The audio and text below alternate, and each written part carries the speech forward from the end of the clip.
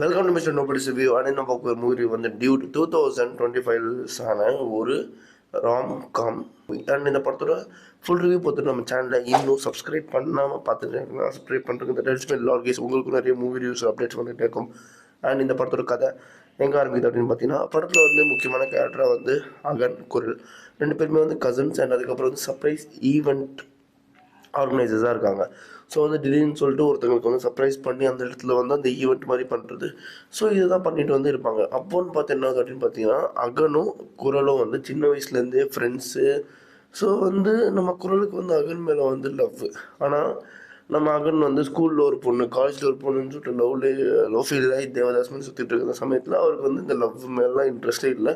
So குரல் வந்து அவங்களோட ஸ்டைல்லையே சர்ப்ரைஸ் பண்ணி ப்ரப்போஸ் பண்ணிடுறாங்க. நம்ம அகன் வந்து அந்த இடத்துல ஓகேன்னு சொல்லிட்டு அதுக்கப்புறம் வந்து பப்ளிக்கில் வந்து அப்படி அசிங்கப்படுத்தக்கூடாது அப்படின்ற மாதிரி சொல்லி அதுக்கப்புறம் வேணுன்ற மாதிரி ஒரு விஷயத்த சொல்கிறார். சொன்னதுக்கப்புறம் நம்ம குரல் வந்து இதுக்கப்புறம் நான் வேலைக்கு வர மாட்டேன்னு சொல்லிட்டு அந்த இடத்துல முடிச்சிடுறாங்க அந்த கான்வர்சேஷனை.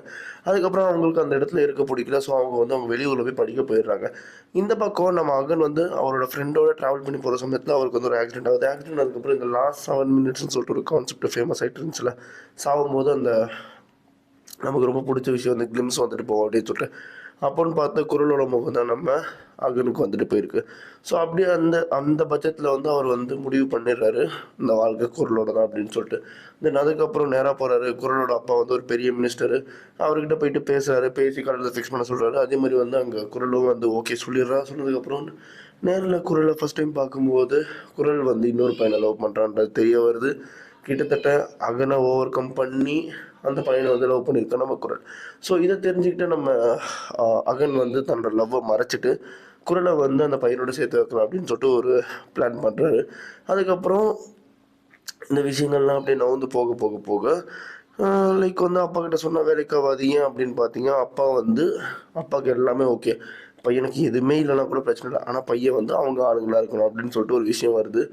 இதனாலேயே வந்து இப்படி ஒரு சம்பவம் நடந்ததுக்காகவே அவர் இருக்கார் பார்த்தீங்கன்னா நம்ம ஹீரோனோட அப்பா, அவரோட சொந்த தங்கச்சியவே கொண்டிருக்காரு.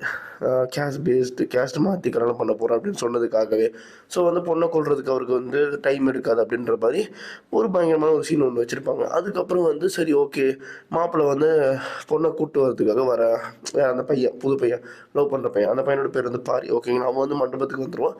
அதுக்கப்புறம் தான் தெரிய வருது, அந்த பையன் வந்து ஆந்திராவில் இருக்க ஒருத்தரை வந்து லைக் அவரோட பவர் எனக்கு இருக்குது அப்படின்ற மாதிரி உள்ளே வருவான். வந்ததுக்கப்புறம் தான் தெரிய வருது, அவரே வந்து இந்த மினிஸ்டருக்கு காலில் போய் விழும்போது ஸ்டன்னாக இருக்கும். அதுக்கப்புறம் வந்து அவங்ககிட்ட பாஸ்போர்ட் இருக்குது, அது வெளில அனுப்ப முடியாது. ஸோ இந்த மாதிரி நிறைய விஷயங்கள் இருக்கும். அதுக்கப்புறம் வந்து அந்த பையன் வந்து ஒரு ஐடியா ஒன்று சொல்லுவான், ப்ரோ நீங்கள் பேசாமல் வந்து குரலை கல்யாணம் பண்ணுறங்க, கல்யாணம் பண்ணிட்டு அதுக்கப்புறம் வந்து நாங்கள் வந்து ஒன்று சேர்ந்து வெளியே போயிடுறோம் அப்படின்ற போது இந்த விஷயத்துக்கு அப்புறம் நம்ம அகன் வந்து இதெல்லாம் வந்து பண்ணாரா இல்லையா, பண்ணி இந்த கப்புள்ஸை ஒன்று சேர்த்தாரா இல்லையா அப்படின்றது இந்த படத்தோட கதை. இந்த இன்ட்ரோல் சீன்லேருந்தே நிறைய பேருக்கு இந்த கான்செப்ட் வந்து இது இப்போது ஜென்சிஸ் இருக்கட்டும், அதுக்கப்புறம் வந்து ஓப்பன் மைண்டடான பர்சன்ஸ்க்குலாம் வந்து இது ஓகேவாக இருக்கும். பட் இந்த நம்ம எப்படி சொல்கிறது, இந்த பெரியவங்க அவங்களுக்குலாம் வந்து இந்த கான்செப்ட் வந்து செட் ஆகுமா செட் ஆகாதுன்றது தெரியாது. ஸோ வந்து எல்லா ஆடியன்ஸ்க்கும் இந்த படம் பிடிக்குமான்னு கேட்டிங்கன்னா கொஞ்சம் டவுட்டு தான். செகண்ட் ஹாஃப் மட்டும். ஃபர்ஸ்ட் ஹாஃப் காமெடியாக எல்லாமே நல்லா போயிட்டுருக்கும், அது எல்லாமே சூப்பராகவே இருக்கும். பிரதீப் வந்து அவரோட கரியரில் வந்து லைக் அடுத்தடுத்த படங்கள் எடுத்து வைக்கும் போதும் இதே மாதிரி ஒரு ஸ்ட்ராங்கான ஒரு ஸ்டெப்பாக எடுத்து வைக்கிறாரு. ஏன்னா இதுவுமே வந்து படம் எனக்கு பிடிச்சிருந்தது. ஸ்டார்ட் டு எண்ட் வரைக்கும் என்கேஜ்மெண்ட்டாக என்டர்டெய்னிங்காக எனக்கு ரொம்பவே பிடிச்சிருந்தது. அதனாலே இந்த படம் வந்து ஒரு ஆவரேஜ் படம் என்னோடய பாயிண்ட் ஆஃப் வியூவில். அதனால இந்த படத்துக்கு நான் ஒரு 4 டோனஸ் தருவேன், ஓகேங்களா. அதே மாதிரி இந்த படத்தில் வந்து எல்லாரோட ஆக்டிங்கும் நல்லாயிருக்கும், எல்லாரோட கான்ட்ரிபியூஷனுமே பயங்கரமாக பண்ணியிருப்பாங்க. அண்ட் இதே மாதிரி மூவி பார்க்கணும் நம்ம சேனலில் சப்ஸ்கிரைப் பண்ணுங்கள். மிஸ்டர் நோபடி நியூஸ் சந்திக்கிறேன். பாய், ஹேவ் அ கிரேட் டேஸ்.